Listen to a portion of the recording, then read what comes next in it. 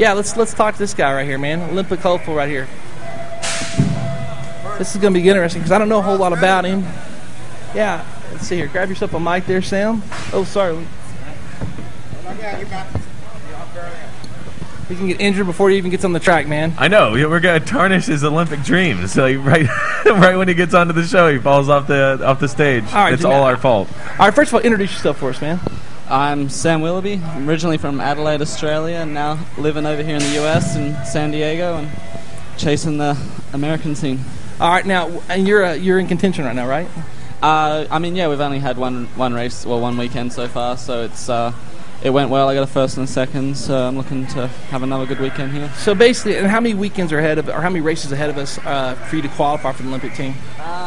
Basically, we have about 3 World Cups and World Championships, and they will be like sort of the last 4 races to gain points, and the points have sort of all accumulated over the last 3 or 4 years, so it's coming down to sort of the crunch time, and this is where it all sort of counts. Okay, now, would you ride for Team USA or Australia? Australia. Okay, yeah. Just point that out. So, I mean, who else do you have? How many members on that team will there be? Providing all goes well and we stay in the top 5 countries in the world, which we should do at this point, we'll be able to take 3 males and 2 females. Okay. And now, growing up in BMX, did you ever think you might be an Olympic hopeful? Did you think it would be in the Olympics? When I first started BMX when I was 6, my first sort of goal and dream was to come here to the US and race professionally, and now once I got announced back in 2003, I knew I was going to be too young for 08, so it was always sort of looking forward to 2012, so that's what the goal's always been since 08 pretty much. All right, well, I'm glad I already knew you were going to race for Australia, but who do you think are going to be the Olympic hopefuls for the U.S.? Who could be on Team USA right now? Who are the contenders? It's pretty up in the air. I mean, you guys have a really, large depth of good riders. So, if I had to go out on a limb and pick 3 at the moment, I'd probably say in the guys, Connor Fields, probably Nick Long and David Herman would be my 3 that I would pick at this point. But it's so up in the air with the US guys. They're all so close, and they have that trials race, and I'm going to enjoy just being a spectator at that. Now, being how you're from Australia, do you get to train at the in Chula? No, I'm not allowed out there. I'm the foreign guy out there. Okay, I mean, you've been there, obviously, right? Yeah. Actually, my house is about 2 minutes from there. So Okay. I ride on the ABA track, but I'm not allowed down near that Supercross. You've never been on the Supercross track? Well, I've been on it when they race there, but other than that, that's about it. Have you tried to get on the track before? No, I haven't. I haven't done any 6 a.m. sneak-in sessions yet, but that was my plan, so we kind of just ruined that. But all right, well, hopefully they're not listening. Good for you, man. Good luck on that too, by the way. Yeah. What happens? You're not. I mean, do you get kicked out of the U.S.? Did it catch you? No, I'm legal. I got a visa. Well, I'm saying but they might kick you out. You might be legal now, but you sneak onto the track, you might be gone. That might not do too good for my application next time. Yeah. Now, listen. You travel all the time for the sport, okay? How many weekends out of the year are you actually traveling for BMX? I would probably say 50, 30 to 50, somewhere in there. That's almost every weekend, Jimmy. Yeah. This guy's flying around, jet setting, okay? We should talk about your sponsors, okay? Because obviously you're not just pulling out money out of your pocket left and right for all those flights. Who are you sponsored by, man? Yeah, obviously none of it's possible without having people behind you, and I'm very fortunate to have signed on with Redline Bicycles over here in the US, and I've been with them this is my 3rd year now, and it's been great. So they are pretty much my number 1 supporter, and get me to where I need to be, and provide me the best equipment, and they're always innovating and trying to take me further, and I'm trying to push myself to get my results better for them. So realistically, without the support of like Redline as your sponsor, where would you be right now? I would probably be back in Australia, hammering nails into wood with my brother. Oh, really? I think so.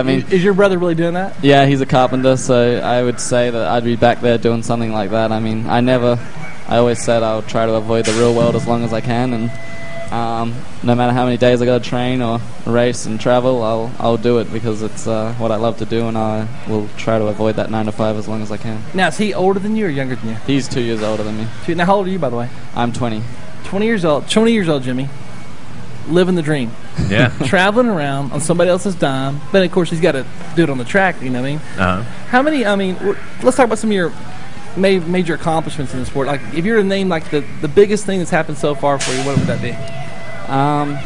There's been a couple of things for me. Winning the 2010 ABA Pro title was pretty special for me. That was something that I sort of dreamed of since I was a kid. So I always told my parents since I was 6 that I was coming over here to do that, and then to do that was pretty special. So for me, that's probably what means the most to me.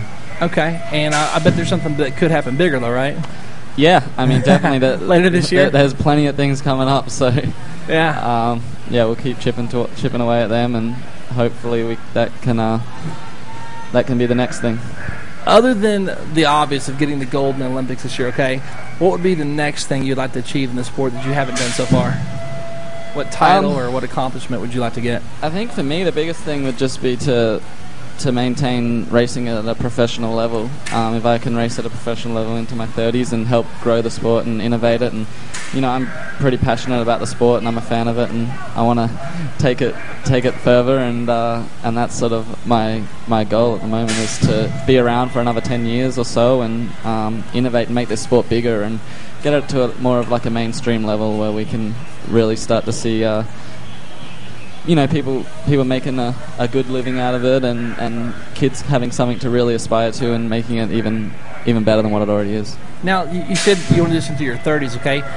Is Vet Pro, is it still 30 and up, or is it 35 and up now? I believe I think it's. I mean, I haven't been inquiring too much about Vet Pro lately. You got a way to go. I understand. They did change it. I think it's 34 or something like that. But you are thinking into your 30s, so I'm going to ask you that. Yeah, you've obviously had to think about how far I can take this. I would like to think I can race AA into my 30s, and then after that, who knows? I mean, maybe I'll be one of them guys out there having fun, and it looks like fun when they get out there, all them guys together, and I mean that class is getting pretty hard and competitive actually. Well, with the fact, with Pole Camp and Javier and all it's not really just the fun come back and have a ride around class anymore. Yeah, it's definitely changed. It's kind of another AA. What is your? Do you have much of a social life? I mean, other than BMX, what happens outside of the world of BMX for you?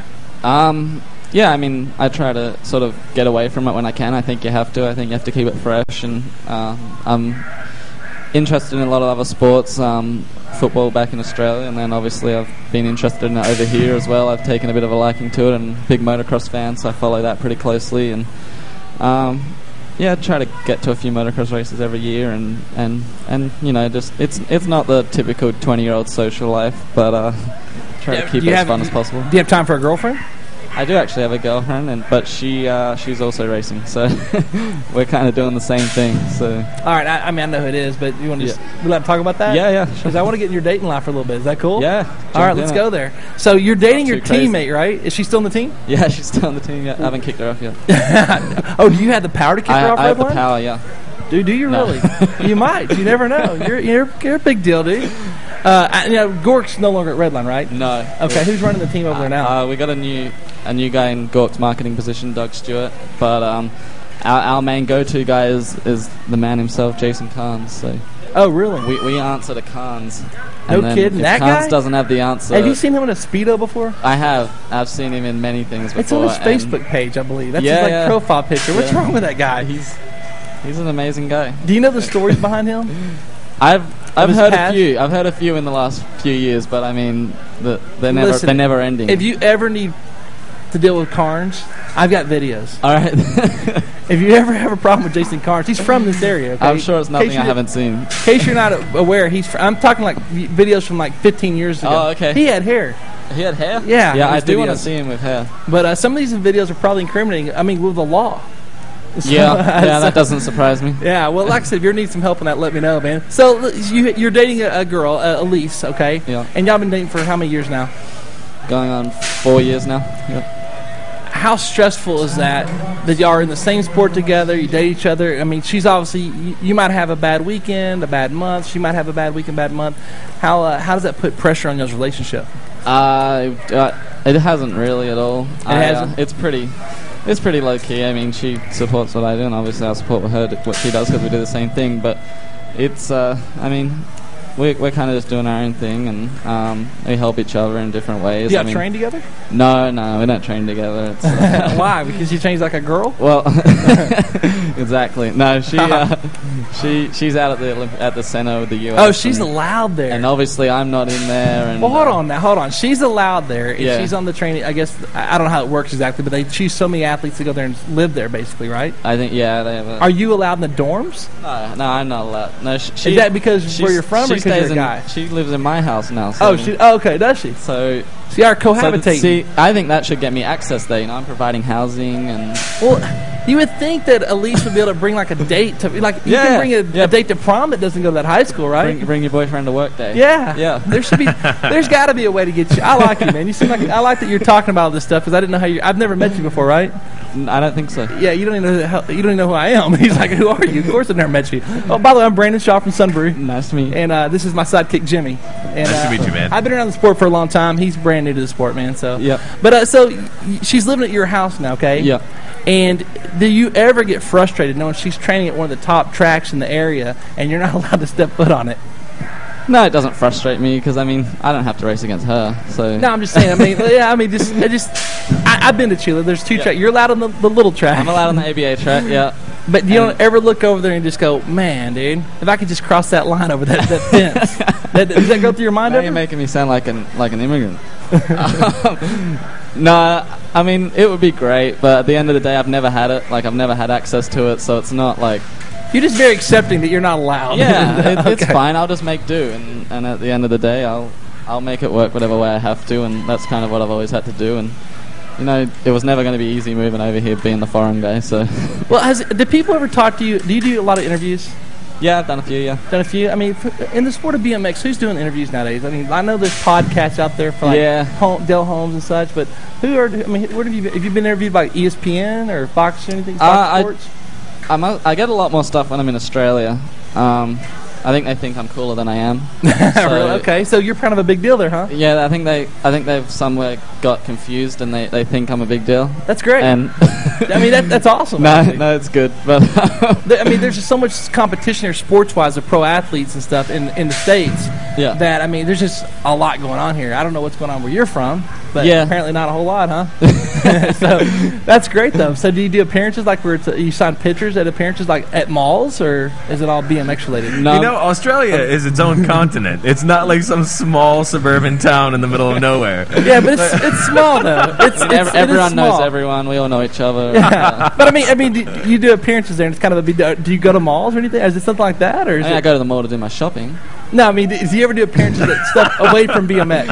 I've done a couple of things in Australia. Yeah. That's cool, man. Yeah. That's good. Yeah. No, they're definitely more accepting to it. I think just because we have mainstream sports as well. We have our own version of football and whatnot, but it's still not on the same level as the football, basketball, and baseball here. So it's a little easier to break into it over there, I think. And I've been fortunate enough to sort of be connected with some of the right people. If you make the Olympic team, you're going to be a real big deal, aren't you?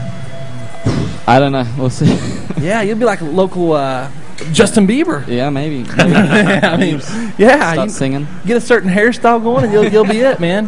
I don't know about the singing. Just ride your bike, man. But you could be the biggest thing to come out of there. That's awesome, man. You'll have your own believers. Well, which I doubt you have this question too often, but we were talking about Elise now, okay? Uh-huh. So you and Elise Post are teammates. You're about to, is she up for the Olympic team as well? Yeah. Yep. Is she looking good for it right now? I think so. Yeah. Okay. All right. Let's talk about y'all's relationship a little bit, okay? All right. So let's say the red line one day just decides one of y'all has to go. Yeah. What's going to happen there?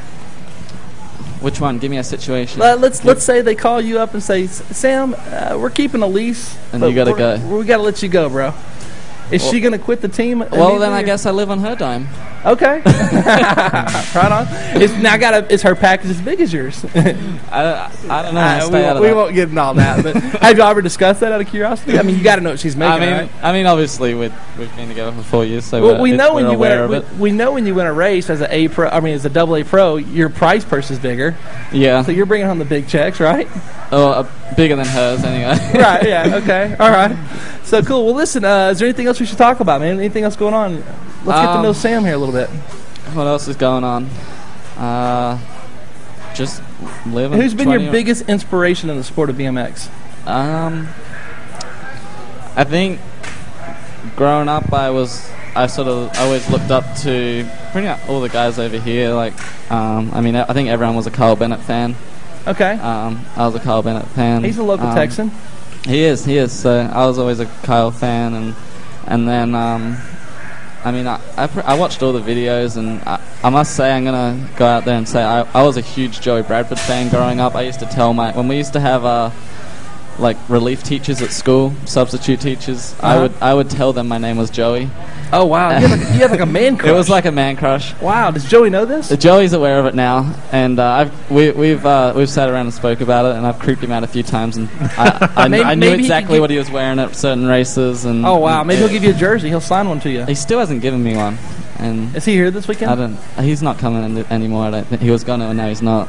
He found out you were coming. I think he found out the Superfan was coming, and yeah, that's interesting. Canceled his ticket. The secret the Joey crush. Yeah. Now who does he ride for now? Who does he? I believe he's on Prophecy now. On who? Prophecy, which is a French brand. Okay, so I've seen that they're frames. They're in the USA, right? Yeah. Okay. I think they're sort of a growing company.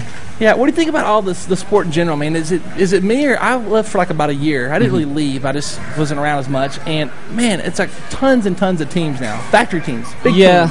I think our sports. I think it's cool that we give so many opportunities out in that respect, but sometimes I find our sport a little bit confusing in the direction that it's going and where it's going at times. I think it would be sometimes better for the industry and for the sport if we could grow it with maybe fewer companies and just, grow a more respect sort of around them certain brands. And so you feel like they're cutting up the pie in too many pieces, is that what you're saying? Yeah, I think so, and they're all kind of just taking away from each other.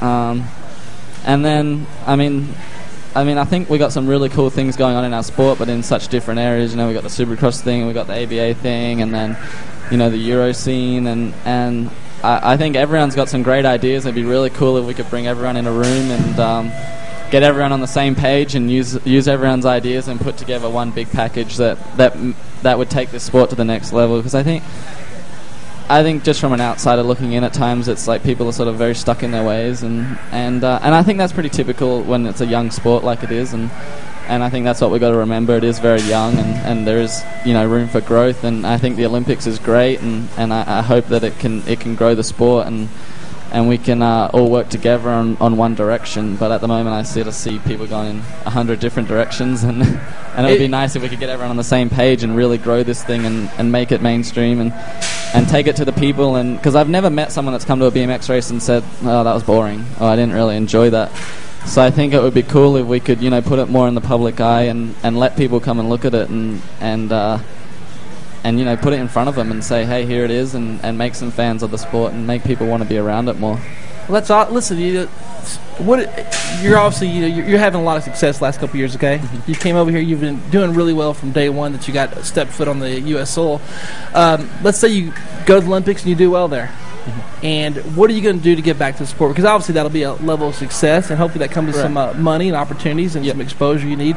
What would you do to help the sport as Sam? Well, I've already started doing a few things like back in Australia, because I have a few more, a little bit more power and connections back there, and I really just want to put together a good race, and which I'm trying to get together right now and put something together for after the Olympics, and just put it in front of the people and do like all the other sports do, where we go to the people and we put on and make the sport a bit of a show. And because at the end of the day, that's what it is. It's a spectacle. People come to watch it and they want to be entertained. And sometimes I think we just get too caught up in this is the way we've ran our sport for 30 years. So, we have to do 3 motos and we have to do quarterfinal. And we're just going to run it through as quick as we can. And we're going to get everyone out of here.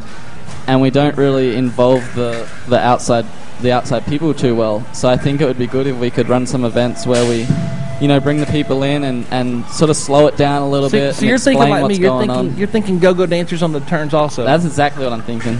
All right. Poles in the middle and all it works. Well, I don't know. You said that, not me. Cause People might think I might say something like that. That was your idea. I'm not against it. Yeah. But I think the go-go's and turns would be interesting. Yeah, that would be interesting, yeah. It might distract somebody if you lose your focus for a minute, but, hey, whatever's going to bring people in. Good time to do a high-low. But, no, I'm with you. You probably don't know much about our brand because back in the day, years ago, we used to bring break dancers out to the Grands, and they'd actually get out there. Have you ever seen any of that before? Yeah. We'd bring our break dancers and all sorts of. We've had turtle racing at Grands, so I'm with you, man. We think outside the box. I like the different things that keeps it entertaining in this pit area, and you watch racing, that's great and all, but you got to do a little bit of flair. I mean, exactly. I don't know if we can send off bottle rockets inside the Tulsa arena or not, but anything with some pyrotechnics and crazy stuff going on is good for the sport. You know what I mean? Yeah, no, I agree, and I think we have something pretty unique in the fact that our sport's competitive and exciting, but it's over within 30 seconds. People don't have to sit around for hours, and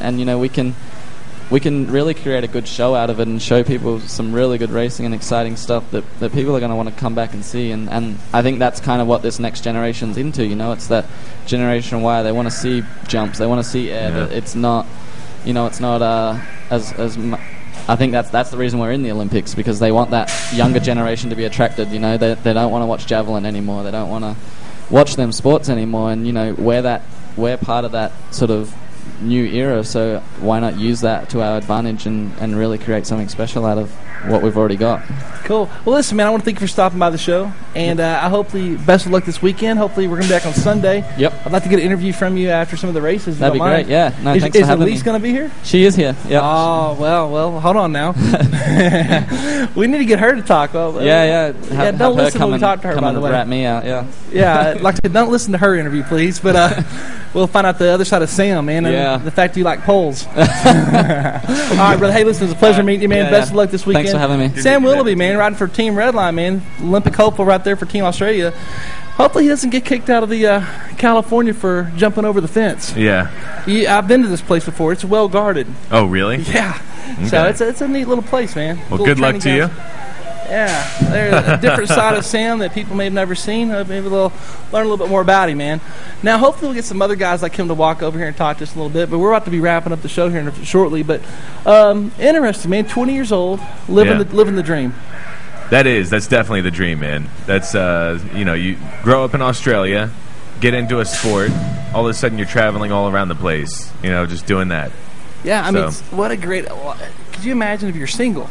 Mm-hmm. Like, I ride a bike, you know what I mean? Yeah. And you would never believe someone gets to travel around doing what he does at the level. I mean, and if he goes to the Olympics and does well, there's all sorts of payoffs from that could last for several years. Now, I don't know, as the sport grows and BMX, see, what happened last year, Jimmy, you're not aware of, or not last year, in 2008, I believe it rained on the second day of the BMX part, and so they had to cancel it. So they had to squeeze BMX in between something else, like I don't know, downhill bobsledding or something, okay? So we got a little bit less coverage, but hopefully this year we get a lot more coverage. They like the sport. It's an extreme sport. They like it, and they brought it back. So I think it's awesome. And I'd like to get someone over here that can talk to us about the colleges, because I understand that scholarships are starting to happen in the sport, which is something new. And I saw a post where Justin Posey apparently got a scholarship. So I'd like to find someone, maybe on Sunday we'll get someone to talk to us about that, how that's going. But if colleges start acknowledging BMX and taking hold of it and embracing it, that's going to change it tremendously.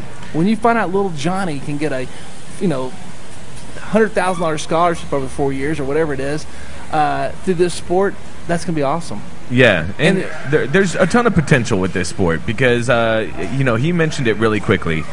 Really quick races, and that is so important because when I watch like a football game, right, with a girl who's not necessarily into football, but she's there for the day. Right. I don't think it's ever happened that she gets through the entire game without saying, this is boring. And it's because there's so many pauses, there's so many breaks, it's very slow moving. I enjoy football, but it's a very slow get to the ball, get to the line of scrimmage, now we're hot.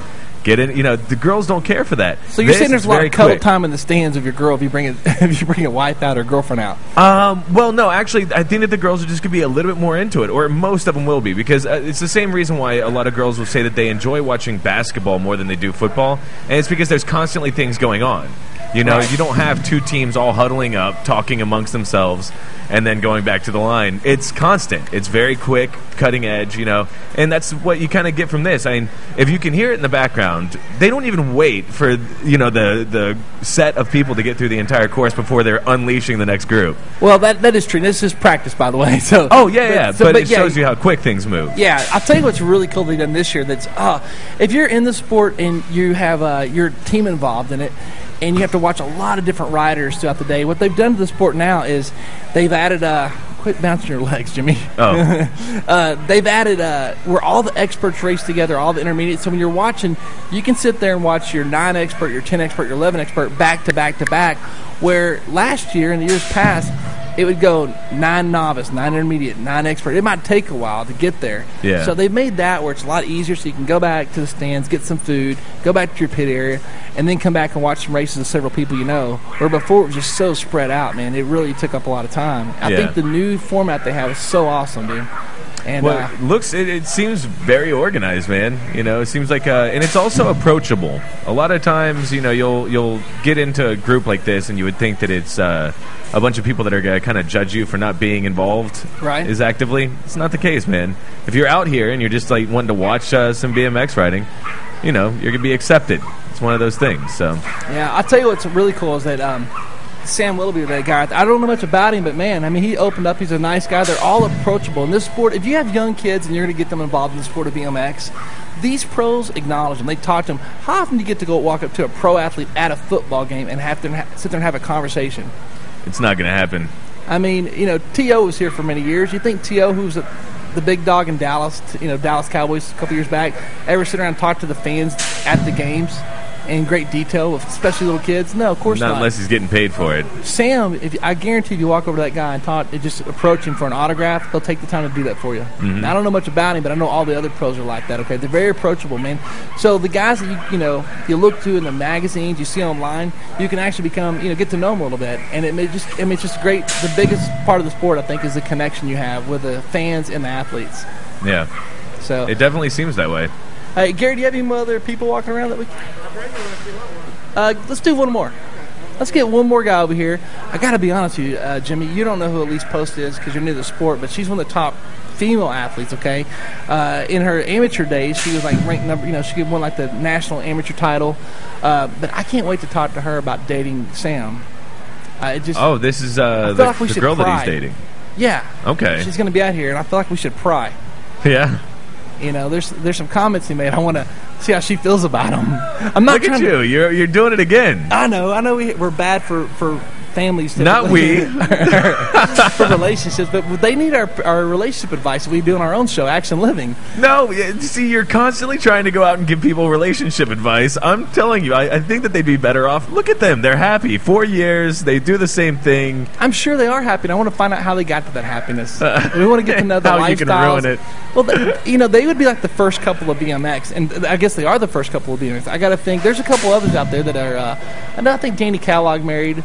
I don't know if he's still. I don't know their situation. They're married or not, but he married a female BMXer. But I got to think right now, Elise Post and Sam are probably the Brad Pitt and Angelina Jolie of BMX racing. And you want to put a stop to it? No, I don't. I don't want to put a stop to it. I just want to find out more about it. Uh-huh. I mean, I bet people don't ever hear this side. We might be the first BMX interviews to go to the personal side of things, deep personal. Yeah. So yeah, to make influence on certain people's relationships.